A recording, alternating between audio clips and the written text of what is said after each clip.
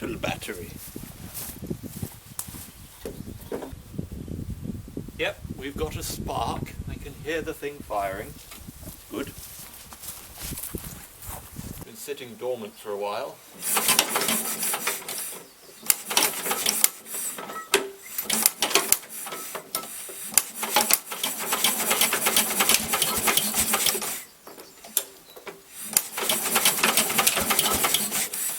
Perfect right now because it's a Cumbrian drought which lasts months on end and all your water supplies diminish completely. I need a reservoir, great big water tank or something. I've got one, but I left the hose. I think the goose moved the hose, bloody goose, and all the water drained out into the chicken patch about a month ago. And it's the drought, so there isn't any rain. It's just bloody, you have to use the mains water. No good.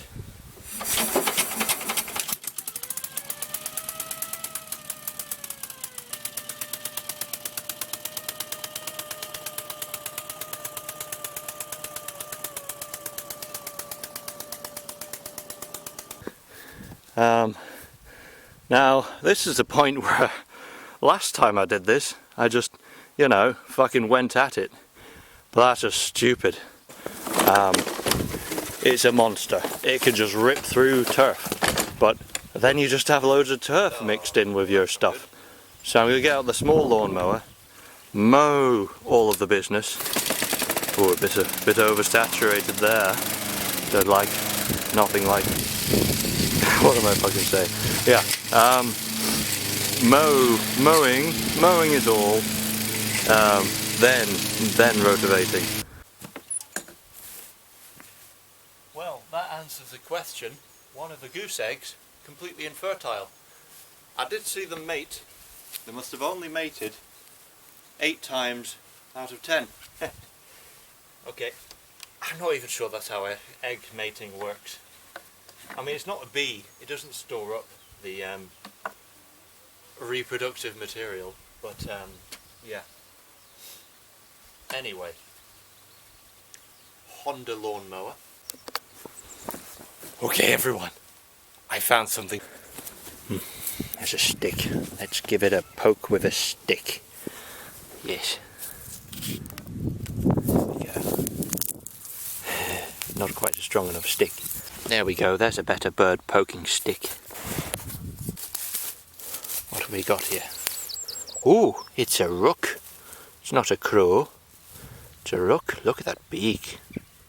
Terrific. It's not a jackdaw, I don't think. No. It doesn't look like he's been through an engine. And it looks like he's been here longer than a... Yeah, he's definitely been here for a few days. As you can see, it's been extremely dry. There hasn't been any rainfall for a month. No, 2 weeks. So the deterioration here, that's a few days. But, I mean, you know, after a few days they dry out and he could be a couple months old. So let's poke him into the path of where I'm going to rotivate, as he'll add to the nutrition of the land. Any other notable? No defects on the claws. Very good quality claws. If you're at all familiar with chickens, chickens normally have an extra toe, but wild birds, the forces of natural selection tend to be quite strong, so they rarely do they have extra toes and mutations.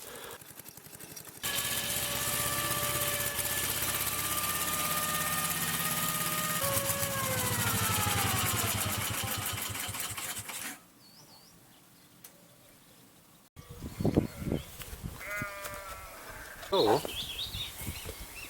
shush. See, bloody goose. Bloody baby goose is always escaping. Those goose.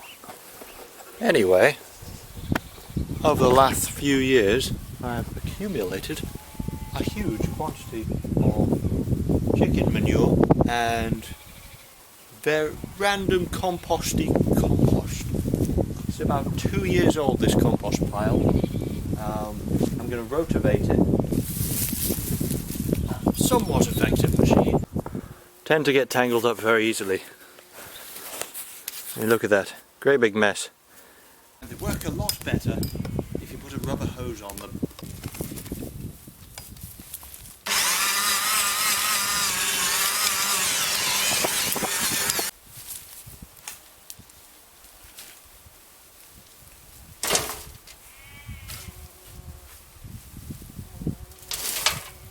Our soil here is rather sandy, so it needs a lot of carbon worked in, and ashes as well, to neutralise the acidity.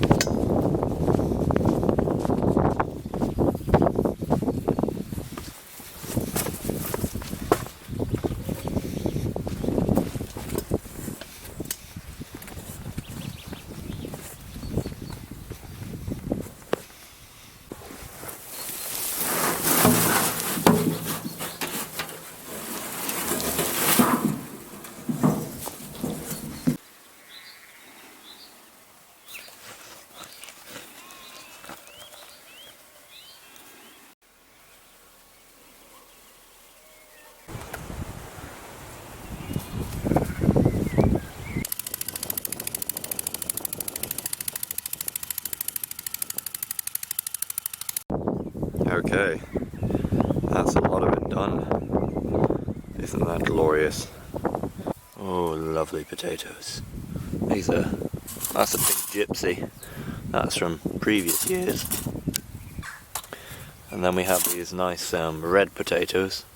That's their normal colour, but they've darkened up with the greening. We've also got some nice large white potatoes. Oh, look at all those buds. Okay, so here's our measuring stick. Measuring stick goes there.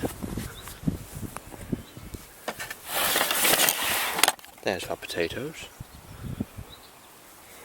Now we need a little hole here.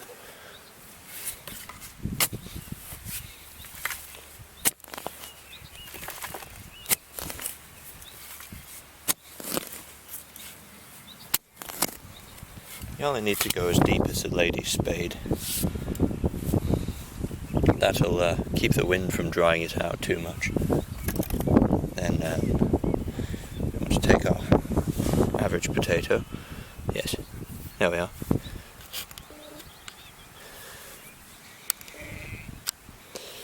And see, we've got some buds there, a bud there, and a bud there. So we should be able to split this 3 ways. Get 3 substantial potatoes out of it. Yeah. That one can go there. This one go here. It's important to divide them to small pieces. Otherwise they'll just get very large in the ground. And they're completely inedible, those large potatoes. And they won't produce any offspring. And then you just beat it into the ground and see, there isn't very much soil for the potato to push through, and it makes a little well for catching water when you pour a bucket in. Once a potato is established, the rain and weather will knock that border inwards, so it's better covered. The important thing is the depth, not so much the actual amount of earth on top.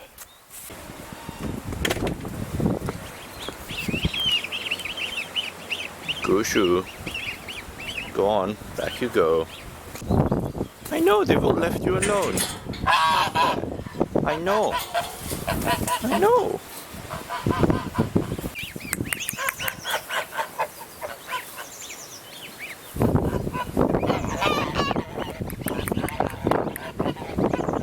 Down at the field.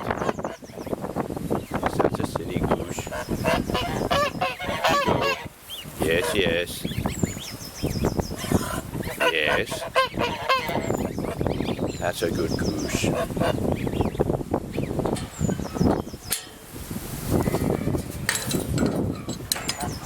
So the final step here, quiet goose, when you've planted all of your potatoes, and you have to compensate for the compost you've mixed into all the soil. And so over here we have a big baggins full of wood ashes from the stove in the house over the winter. And wood ashes are a nice alkaline solution. You can actually use them for brick mortar in your house.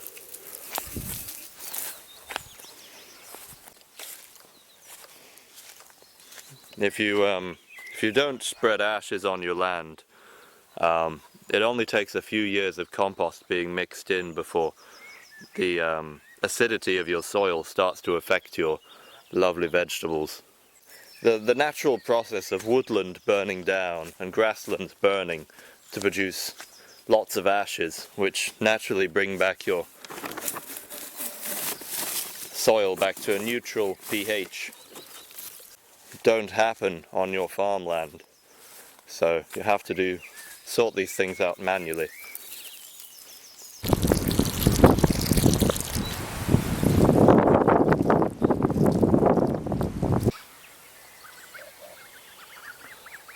Who's a fat goose? Potato, potato.